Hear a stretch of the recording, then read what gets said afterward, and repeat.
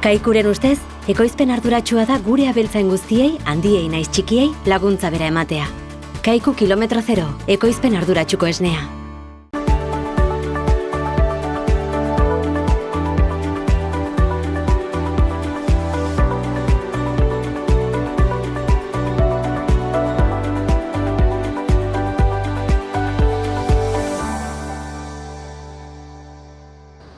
Kaixo eta ongi etorriak Urre eta Lur saio honetara. Gaurkoan lehenbiziko atalean Albaikideren atala izanen dugu eta gurekin Oier Usandizaga albaiteroa izanen da, ondotik albaitaritzaren atala eta bertan Aritz aparizio teknikariarekin egonen gara eta azkenik saioari amaiera emateko sindikatuaren atalean Nafarroakoen sindikatuko idazkari nagusia den Patxiku Irisarrerekin egonen gara.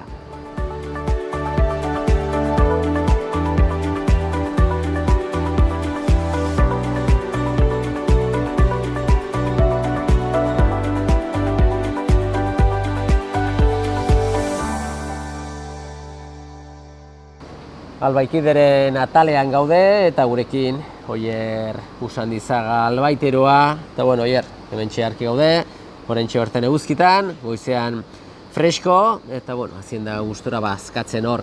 Bueno, badakigu ez, azkenean aurtengo negua gautan izotza egiten ari du ez, egun askotan jarraian, horrentxe pixkotasia du eguzkiak eguerditan ere berotzen, eta animaliak edo hazienda, temperaturak eragina du azkenean haziendarengan, ez dakize punturaino. Bai, gehien bat guk gehien estudiatu duguna begietan izan da, eta beroak egia esan, estropezio asko ditu ikuiluetan, ez?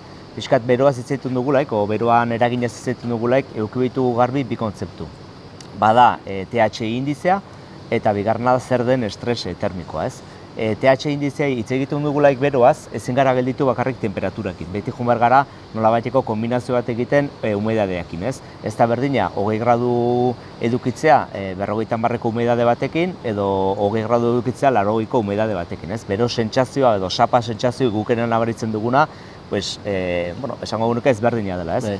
TH indizea azkenean da formula bat, kombinatzen dituen bai temperatura eta bai humidadea, eta ematen dugu numero bat, eta numero horrekin gero ikusiko dugu nola eta erlazionatu genezaken estres termikoakin, ez? Bai. Eta estres termikoa dela pixkat bigarrena definizioa eduki behar duen garbi, azkenean behientzako temperatura optimoa izaten da 14-16 gradu inguruan.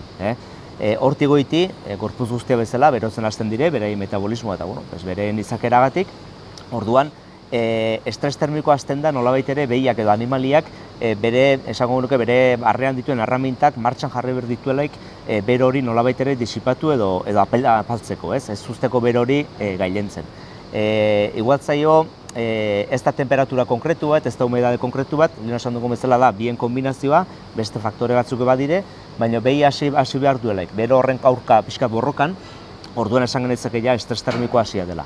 Estres termikoa ere ez da izaten beti temperatura estremoekin erlazionatua. Izan dezakegu estres termiko arin bat, gero erdi mailako bat, eta gero badago estres termiko gailendu bat, behiak ez duenean mekanismorik ere hori gailentzeko, ez? Bai, eta azkenean estres termikoa ongi azaldu zu zer den, baina ondorio batzu baditu behiaren gan, eta hori da garrantzitsuena ez, ziten dituen ondorioak, ez? Estres termikoa izango da, esango genuke, ingurutik behi bati etortzen zaion arazoik handienetako bat, ez? Alde batetikan ikusten dugu urtetik urtera hilabete gehiago diela beroa edo, hoz gutxiago egiten duela, igual dago beto esana, eta kontutan izan behar dugu adibidez behi bat, 20 gradu eta 60ko humidadearekin ja hasten dela kasi estres termiko pixkat izaten, ez? Bere mekanismoa martxan jartzen ditu, mekanismo nagusiak izaten da, arnasketa ugaritzen du, ur gehiago edaten du, eta izerdia ere botatzen du, pixka bere gorputza temperatura batean mantendu nahian, ez? Lehen esan dugun bezala, bere nolabaiteko erramintoiek beroa gailentzen dituelaik, behiak ezin du ezer gehiago egin, eta horrekin etortzen dire ondorioak, ez? Ondorio azkarrena eta bere alde ikusten dena produzioa, hau da, azkenean behiak energia asko gastatu behar du, nolabaiteko bere mekanismoiek aurrera ateratzen beroa kontzeko, eta bestalde janarien konsumo getxiera, behiak estres termiko dutelaik askoz ere gutxia bilatu dute. Orduan, lehenbiziko abeltzainan nabaritzen duena da, esnetan, kasu honetan, edo bestela, aratzea egitzen zen dien horietan, eguneroko ekoizpen hori bajatzen dela, ez? Bigarren esango genuke ondorio garrantzitsu bat, izango litzake anatomikoa, hau da, behiak beroa dutelaik askoz denbora gehiago egoten dire zutik, etzan da, ez dute gainbeste azalera bero hori disipatzeko, eta orduan beti joera izaten da zutik egoteko, ez? Denbora asko zutik egoteko hortan, orduak egoteko hortan, erraisago bada gero lesio podalak eta hainbat arazo ateratzea, ez? Beste hirugarren ondorio garrantzitsua izaten da reproduzio arloan, azkenean behi batentzako erreproduzioa bigarren mailako behar badela, ez? Beti esaten da reproduzioa nolabaiteko lujo edo kapertxoa da. Behia lehenbizi egin behar du bera bizi, gero zerbait ekoizte badu ekoitzi, eta reproduzioa gelditzen da bizkat hirugarren mailako behar bezala. Badie behi batzuk estres termiko altuekin ez dienak erreproduzioa seko gelditzen, baino bai emaitzak askoz ere txarragoak izaten dienak, ez? Edo ernaltzen dena bera ere, aborto gehiago izateko aukera, gutxiago ernaltzen dira, edo hainbeste arazo, ez? Eta gero dago laugarren ondorio bat, niretzako dela kasi garrantzitsuena, kontuen izateko behi batek energia bera gastatzen du bere immunitatea mantentzen edo esne ekoizpenean. Behi batek bere immunitatea eta bere defentsa sistema indartsu mantentzeko energia ikeragarri erabili behar dut. Orduan, esan dugu, estres termiko altua delaik, gutxiago jate dute, energia beste gauza batzutarako bideratzen dute, orduan immunitate aldetik ere esango genuke indar asko galtzen duela. Eta atea irikitzen dio beste gainontzeko eritasunei errezago sartzeko, ez? Mamitisak, pneumoniak, edozein arazo infekzioso esango genuke asko zela errezago sartuko dela, ez? Orduan, arazo larria da ikuiluetan gaur egun estres termikoan aferago, ez? Gero aritz apariziorekin sartuko gara pixko bat, alor teknikotik nola aurre egin, egoera oneri, baina metabolismo berak, behiak, ezagit guk, bero asko dulikan izarri pila botatzen dugu, izardi botatze horri behar dugu lasaitzen du pixka gorputza, bereiek izardia botatze hori egiten dute, edo nola... Azkenean ditu bi sistema nagusi ozteko, ez? Bada atxa frekuentzia ahonditzen dute, nolabait ere oxigeno berriago sartu eta freskoago sartu nahian, baina, kanpoan bero eta ezetasun handi baldin badago, bada mekanismo bat oso limitatua, ez da beste bada izerdia, behiak ere izerditzen dire, azkenen izerdiak lortzen dutena da, esango nuke gure organoik handiena azala da, azaloi guzti eta kanpoko brisa horrekin sekatzean, adibidea jartzea iguala da, gu izerditu, kotxe batan sartu eta lehiu erikita abiatze bagara, ez? Azkenean haize horrek iten diguna da, nolaiteko freskotasunoi somatu. Zer gertatzen da, ikuilu askotan, ez badaude kanpoan behintzat, izerditzen dire, baina ez dago haize brisa bat izerdi hori kenduko duenik, ez? Orduan, freskotasun sentsazio hori ere ez dute lortzen. Horregatik nahi bat dizut, behi batzuk estres termiko maila bat arte bai konpentsatu dezaketela beroa, baina temperatura humedade batetik goiti gorputzak ezin du horri buelta eman, ez? Orduan, etortzen dire sofokoak, ondorio guztiak eta bar, ez? Estres termiko hori batipa solastu gara temperatura altu xamarrak ezetasun handiarekin, ez dakit behikira temperatura unitz itxi ezkero, estres termiko hori sortzen duen ere edo? Estres termikoa aurka egiteko badie sistema diferenteak. Alde batetik dago manejua, alimentazio manejua egin genezake, alimentazio manejua dagokionez behiek ura eduki behar dute, ur garbia, freskoa eta bereziki asko, leku askotan elkarren artean ez izateko kompetentzia bat ura edatea, ez? Janari dagokionez, udaran planteatu genezake adibidez razio oso lehorra dien lekuten, razio bera ur freskoakin bustitzea, beti erakargarriago izateko behiai, eta gero egin dezake, egunean behin prestatu partez bi aldiz prestatu, edo gehien egiten dena da, normalean goizetan bazka prestatzen dutenak, iluna barren prestatu, pixkat bazka aliketa freskoena arpazan behiak. Hoi janari aldetik. Ekipamentu instalazio aldetik, egiteko garaian nabe berri beti izan kontutan, nabe irekiak, ongi aireatuak, orientazio honakin, eda leku asko, atxeden hartzeko leku asko eta erosoak, ez egoteko behia, alik eta demora gutxien egoteko behia izan da, eta gero gaur egun, gero aretzek itzen gondun bezala, gaur egun kasi beharrezkoak, esango nuke, obligatua direla ventilazio eta dutxa sistemak, ez? Bai, ez, aipatzen nun ere, temperatura hotzak, hormak, izotzak, estres termikoa sortzen du ere, edo bakarria temperatura altu eta humedade. Ez, normalean hotzagatik behar du hotz oso estremoak, adibidez behien ikuiluetan 3, 4, 5 azpitik behiak ez dute normalean nabaritzen. Egia da, igual ekoizpena pixka jetxi eitekela, normalean konsumoa, ez badute konsumoa igotzen, janatik hartzen duten energioi gastatzen dutelako bere gorputza berotzen, eta horrek ekoizpenei askotan igual kendu lezake ekoizpen pixkat.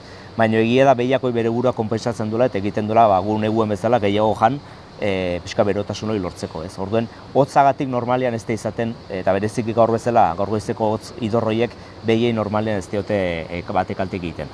Ba, osongi Oier, ikusi dugu Albaiterun ikuspegitik, estres termikoa zer nolako ondorio izaten duen behiarengan, eta orain albaiteritzaren atalean, aritza parizio teknikariak, emango dizkigu teknikoki pixko bat, nola aurre egiten altzaio estres horreri. Eskerrik asko eta ongi izan. Urra arte, jo.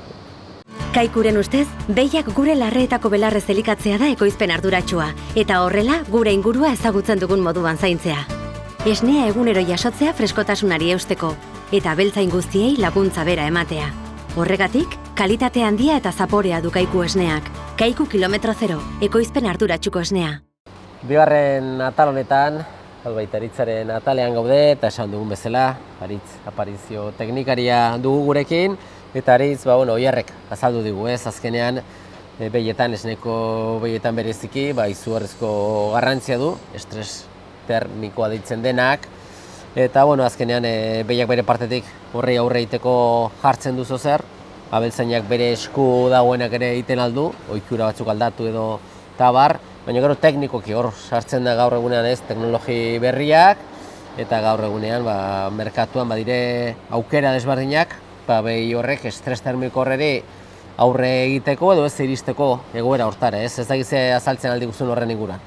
Bai, hoxe da, Oierrek esan duen bezala, estres termikoa galera handiak sor ditzakeen gaitza garrantzitsu bat da. Gehien bat noski udan ematen dena, temperatura altuekin, eta humidadea baita ere esan duen bezala influentzia handia daukana. Baina, beste sasoi batzutan baita ere eman daiteke, temperatura igotzen denean, gaur egun dauzkagun pixka bat meteorologia aldaketa hauek bortitzak eta hola, gertatu daiteke beste garai batzutan. Askotan harritzen gaitu ikusten ditugula ventiladoreak martxan eta ez espreski kriston temperatura altua egiten dituenean udan, baizik eta beste sasoi batzutan baita ere. Eta benoz, zuk esaten duzun bezala, teknologia aurrera doa, evoluzioa aurreruntzoa eta gai honetan baita ere bere nitza aurkitu du eta orduan ventiladoren munduan kriston aurreraketak egon dira eta ventiladore mota ezberdinak. Hasiera batean gehien ipintzen zirenak ziren vertikala deitzen ditugunak, botatzen dutela airea gehien bat horizontalki, lurretik paralelo, gutxi gora bera, inklinazio batekin, baina hori gehien bat montatzen dira jantokitan eta hola. Eta horiek egite dutena da haize flujo gogor bat, abiadura handikoa, eta hori gehien bat ostutzen du behia. Gero beste aukera baita ere, ventiladore horizontalak, hemen dauzkagunak, helikopteroa deitzen direnak, horiek mugitzen dute aire kantidade asko handiagoa, baina abiadura mantsoago batetan. Baita ere rendimendua daukate altuagoa, oso konsumo bajukoak dira, baina oso abiadura motelagoa da. Orduan horiek erabiltzen dira gehiago, pixka bat ambientea hobetzeko, amoniakoa pixka bat berritzeko airea eta amoniakoa jaisteko, eta pixka bat baita ere oheak lehortzeko, eta horrelako. Hori da, orduan alde batetik ventiladoreak, eta ventiladoreak askotan ez da nahiko izaten, zergatik bero izugarri egiten dulikan, udako sasoietan, estres termikoa segidan iristen alda, eta hor sartzen ere ura. Gu badakigu beti ere udan ere bero handia dulikan, dutxa bat hartzen duzu, piszinara joaten zara, itxasora, eta freskatzen dizu, azindaren kasuan, badire ere, teknologikoki dutxak deitzen direnak, edo ezakit nola da aspersoreak, nola deitzen dizu. Behiak animali guzti bezala, izerdi baita ere egite dute, da metodo bat gorputzeko temperatura jaisteko, eta izerdi hori areagotzen badugu dutxa batekin, nabaritzen da asko gehiago. Orduan, egiten direna da ziklo ezberdinek, non behia bustitzen duzun denbora batean zehar, eta gero lehortzen duzu ventiladorekin. Horretarako oso garrantzitsua dira, ventiladore vertikal hauek komentatu ditugunak abiadura handiagoan mugitzen dutela, gutxi gora era minimo 2 metro por segundo, baina behia ventiladore hurbilean, igual 6-8 metro por segundo mugitu daiteke airea, eta aire bolada horrek egiten du ur hori lehortzea, eta lehortzapen horretan ostutzen du behia, jaisten dio temperatura asko. Orduan, azkenean aziendaren ongizatea da helburu, ongizatea eta ongizatearekin badakigu ekoizpena handiago ematen duela, baina ez dakit ze punturaino abeltzaina ikuilu batean denetara iristen den. Azkenean gu geronek beroa sentitzen dugulikan, eruditzen zaigulikan, manualki ematen dute martxan ventiladoreak, beste dutxa horiek, edo nola antolatzen da abeltzaina? Abeltzainak nahi badu guzti honetaz ahaztu daiteke, ipintzen da sistema bat THI deitzen zaiona, hor sartzen dira temperatura sondak, humedade sondak, eta horrek egiten du grafika batzuen bitartez, esaten du noiz uste duen aparatua, segun ze datuak sartu dizkiogun, noiz atzematen duen behia estres termikoa jasan dezakela. Eta orduan, pixkat bajuago dagoenean THI hori, pizte ditu ja ventiladorea, jartzi ditu martxan dutxak, inkluso jarri daitezke sensore batzuk esateko non dauden behiak eta non ez dauden behiak, dutxa guztiak bateraz jartzeko, dago infinida gauza, guzti hau ongi martxan jartzeko automatikoki, ez? Zeren, karo, askotan manualki, baita funtzionatu daiteke manualki, eta askok dauzkagu, ikuio askotan dago manualki jarrita. Eske orduan jartzen duzu, pizten duzu, zu pixkat beroa daukazuna, eta gero, zu beroa daukasunerako, behiaia darama denbora luzez beroa pasatzen, eta orduan, makina teknologia hauekin, THI kontroladore hauekin, jartzen da automatikoki, eta gehien bat hori, ziklo horiek egite ditu, urestatzeko zikloak, gero behia lehortzerako zikloak, eta guzti hori sensore batzukin, eta ia astu zaitezke sistemataz, apuntzen du. Bai, gaur egun egiten diren ikuilu berrietan, noski kontutan hartzen dire, teknologi berri hauek, inbertsioa egiteko orduan, baina bedire ikuilu gehiago hain berriak ez direnak, eta abeltzainak esan dute, guain beste gastu bat gehiago, ez? Baina, ikuspegi aldatu behar da ez, badakigu estres termikoarekin ekoizpenean eta erreproduzionean ondorea dituela, azkenean da, inbertsione bat esaten aldugu, gero konpentsatuko diguna, ez? Bai, eta gainera nire ustetan da inbertsio bat berehala jasatzen dituzula etekinak. Orduan, produzioa lehen hori horrek komentatu du pixkat, gaixotasunetaz aparte eta hori baita ere oso garrantzitsua dela, gehien bat hori produzioan nabaritu daitekela nahiko azkar, zeren abeltzaine badakite beti udan daukatela produzio jaitsira bat, eta ventiladorea jarri, bai automatikoki, bai manualak, bai vertikalak, horizontal, edo zein gauza egina, zeo zer nabarituko da. Hombre, guztia jartzen badugu nabarituko da gehiago, baina pixkat jarrita baita ere zeo zer nabaritzen da. Eta etekin hori berehala ikusten da, eta orduan, inbertsioa hasten da berreskuratzen iaia, uda berberean, jarri eta uda berbere horretan, ja hasten zara berreskuratzen inbertsioaren zati handiena, bai. Eta ja, bukatzen joateko zuek, albaitaritzatik, albaikedetik, Euskal Herretik kanpo ere ibiltzen zarete, baina zuen kasuan, bereziki Nafarroan ere ibiltzen zaretenak, alde handia dago, Nafarroko iparraldea eta herribera alde horren artean, ezagitan behar bada, hemen orain ikusten dituguna maizago ventiladoreak eta aspalditik jarria dituzte, oso estrema delako zengo klima, ez? Bueno, Nafarroa argi dago dauzkala klima ezberdin asko, baina temperaturen aldetik udan temperatura altuak iristen dira leku guztietara. Igual bai gehien bat nabaritu daitekela humedadearen aldetik, baztanen izan daitezke uda berdinean humedade aldaketa handiagoak, orduan igual izan daitezke garrantzi handiagoa THI hau montatzea. Eta adibidez Nafarroko herriberan, igual humedadea da oso bajua udan zehar, eta orduan estableagoa, ez? Baina bai Ultzama, Baztan, Pirineo aldea eta guzti hori, oso garrantzi handikoa da humedade aldaketa horiek, bai. Ederki baritz, espero dugu estres termiko gutxi jasatzea aziendak, horretarako zaudete profesionalak, bai abeltzainak eta bai tekniko eta albaiteruak, eta guri nola ez, eskertua gaude zuen azalpen guzti hauek aditzagatik, eta beste batean egonen gara. Ongi segi? Ederki, berdin, mila esker.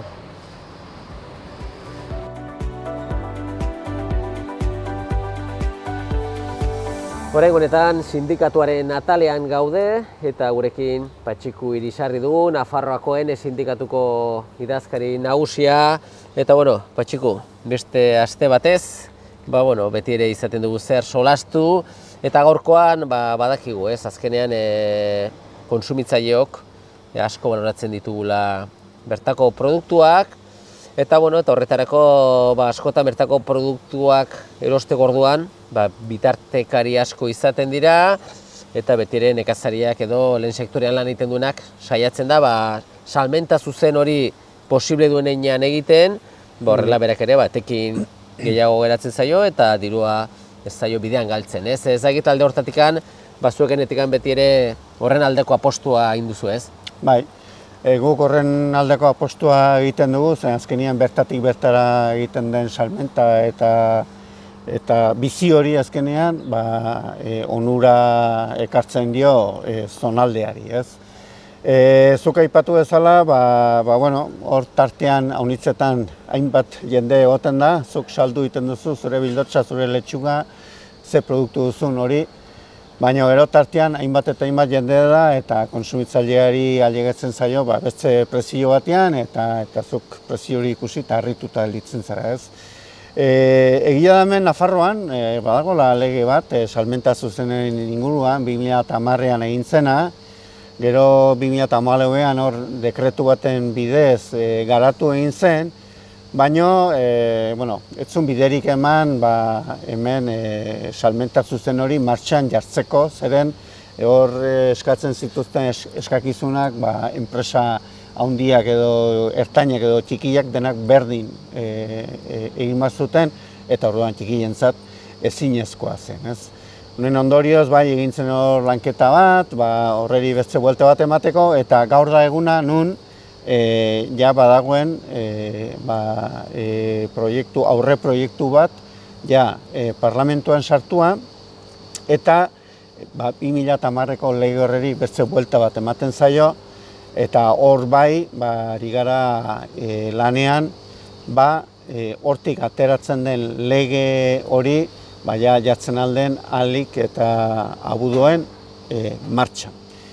Aipatu dut, ari garela lanean, lege horren muina edo oinarria eta importantena da, hor aipatzen du, salmenta zuzena egiteko, gida batzuk bete egin beharko direla, ez? Eta gida horietan agertuko dira excepzio batzuk. Hau da, zuk nekazari txikia izanik eta produkzio txiki bat izan da, izanen duzu eremu bat saltzeko, beti ere 1 kilometro baino gehiago ez, eta Nafarroan barrenean, eta hor bete behar batzuk izanen dituzu, baino ez lege orokorrak erraten dituenak, baizik eta malguagoak, ez? Eta legeak erraten du, gida horiek markatu inen dutela hori guztia, ez? Eta hor guk behin eta berriro aipatu dugu, gida horiek ateratzeko legea aprobatuta urte dut, baino gehiago ezin dela pasatu. Ezin da gertatu, orain dela 10 urte gertatu zen bezala, lege bat egin 2010ean, eta gero dekretoa 2014ean 4 urte beranduago ateratzea, ez? Gu ez gaude hemen itxoiteko, gu lege horreri erabat begira ari gara, zeren horrek suposatuko du pandemian gertatu zen bezala, bertatik bertarako mugimendu hori eskertu zen momentu hartan eta orain ere bideragarria ikusten dugu. Bueno, lehen orduan gauzatzen den eta bestetik ere ez badakigu bertako produktuak baloratzen ditugu eta are gehiago ekologikoak direnak. Ekologiko konzeptua edo zigilua urteak dira, konsumitzaileok eta jende guztiak barneratua duguna, baina horre, ekologiko zigilua ez da aski askotan, ez? Bai, zigilo hori duenak bermatzen du, baldintza batzuk edo bete behar batzuk betetzen ditu, baina konturatu gara, ez? Ekologikotik ekologikora badela aldea, ez? Ezin dugu, askotan aipatzen dugu, ezin dugu hemen dutarimuno arraultzeak ekologikoan ekoizten dituztenak edo beste ekologikoan ere ekoizten dituzten beste industria handiago bat bile beteko dituzte baldintzak, baina batzuk hasia dira modu batera eta besteak beste modu batera, ez? Ezagik hor ere ikusten da, ez? Azkenean ikusten delikan konsumitzailea edo gizartea zeren alde edo zer ja nahi duen, horre interes ekonomikoa sartzen dire eta karro horretan montatzen dira beste batzuk, behar bada lehen ikuspegi hori ez zutenak, ez? Ezagizuek ere hori ikusten duzu bilakera hori ere hor dagoela edo... Bai, badago hor zuk aipatzen duzun bilakaera hori, ez? Eta gainera, Europatikan ere bilakera hori nolabait bultzatu egin nahi dute, ez?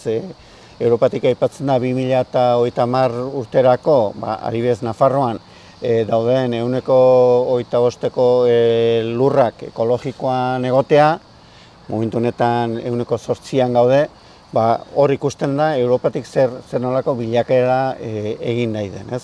Orduan, 8tik 25era salto handixo marra da, eta lurra aipatu dut, zeren, hor, izaten aldugu, belardiak ekologikoan direnak, edo izaten aldugu garia ekologikoan dena, edo esparragoak, edo zuk nahi duzun guztia, ez? Edo letxugak ere bai, ez? Orduan, lehen ekologikoaren munduan nolabait nekazari txikiak eta sartuak ziren, asmenta horietan eta nolabait diferentziatzeko bere produktua, zuk aipatu bezala gaur den egunean ekologiko zigilua oso ezaguna da, agitze ezaguna da, eta enpresa handiak ere, kapitalismo mundu honetan ez daude beste aldera begira, eta ikusi dute hor, Europak markatzen ditun hildo horietan eta horiek ikusita, enpresa handi horiek ere sartu iten aldirela, ez? Ez dira behar bada blokean sartuko, baina bai, ikusten ari gara hainbat eta hainbat enpresa handik, ari direla sortzen beraien ekologikoko linea hori, ez? Enpresa handi batzuk herriberan eta badire letxugak zientoka, milaka egiten dituztenak, baina toki batzutan egiten dituzte ekologikoak, ez? Eta horiek azkenean, dute bere distribuzio sarea, eta horiek kaja batzutan eramanen dituzte letxuga ekologikoak, eta bestean ekologikoa ez direnak, eta horiek zuzenean dendara, ez? Orduan, lotuta pixkat aurreko gaiarekin, dela pixkat salmenta zuzena, uste dugu horrek ere lagundo inen diola nolabait ekoizpen ekologiko hori ere gehiago bereizten, ez? Aipatu zu Dutarimuno denak ezagutzen dugulako, hemen zonaldekoa da, eta berak ezagutzen dugu, badakigu non den bere baserri eta badakigu nola manejatzen dituen, ez? Aldiz, apal berdinean ikusten alditugu arrautza ekologikoak, Soriatik ekarritakoak, eta han, igual, 50.000 olio izatea, ekologikoan. Eta ekologikoan egonen dira, eta zertifikatuak egonen dira, baina, hor badago beste ikuspegi bat, ez? Eta noski Soriakoak dire, ez dira hemengoak, ez? Orduan, igual hemen, hasi beharko dugu pentsatzen nola uztartu ekologiko hori ere bertako izate horrekin, ez? Eta hor bai, haunitz lagundoko dula, lehen aipatu dugun lege hori, hor, salmenta zuzena ahalbidetzen den lehen eta hortik jarraitzen dugun. Osongi, Patxiku, aurrera goia, martxo aldera edo, hauteskundeak baino lehen, badakigu sindikatuetan ekoizpen desberdina hauteskundeak hor direla, hauteskunde horiek baino lehenagotik elkartuko gara, ikusiko ditugu pixka bat izengaiak nola dauden eta zer helduen. Hori da, bai, martxoaren bila da, azkeneko eguna zerrendak prestatzeko, seguru hortxibiliko garela, baina, bai, hor preste egonen gara, zuekin kontatzeko nordien zerrenda buruak, aukerare seguraski igual izanen da, batekin elkarrezketaren bat egiteko zuzenean, eta hurrengo arte, bai, eskerrik asko. Zueri, ongi izan, bai.